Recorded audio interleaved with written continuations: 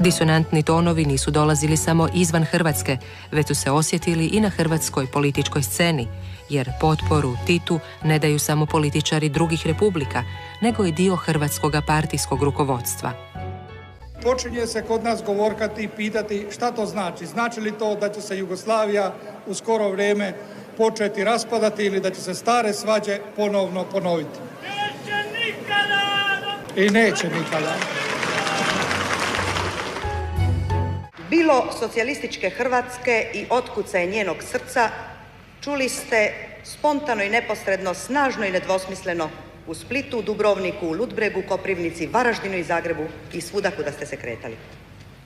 Uvjerena sam da su oni bili dovoljno snažni da poput reflektora u jakom snopu svjetla, a ne u oskudnoj i nepotpunoj, pa ponekad iskrivljenoj svjetlosti pojedinačnih detalja, osvijetle pravu istinu o političkom raspoloženju i tendencijama socijalističke Hrvatske. Ja sam prošao zaista dobar dio sada Hrvatske. Ja sam ovaj puta vidio da zaista su apsurdne one koje kakve pričalice o Hrvatskoj. O tome da tu nema jedinstva, o tome da narod drugčije misli, o tome da postoji tu da shvate nevjerojatan šovinizam i tako dalje, to nije tačno. E sad dozvolite mi, drugarice i drugovi, da kažem.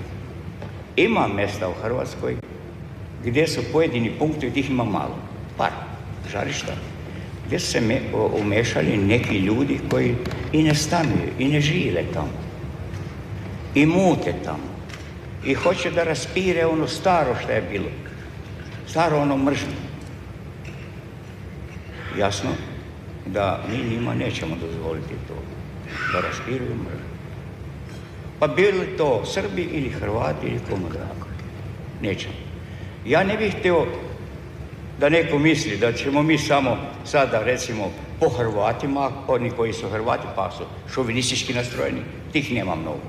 A ne bih htio ni da misli neko da sad moramo Srbe, nego ćemo jednako krojiti svi. Nakon toga je više nije bilo spasa. Nakon Titove osude Proljećar, Bakarić je još jednom pokazao svoju privrženost Titu i centralnom jugoslavenskom partijskom vrhu.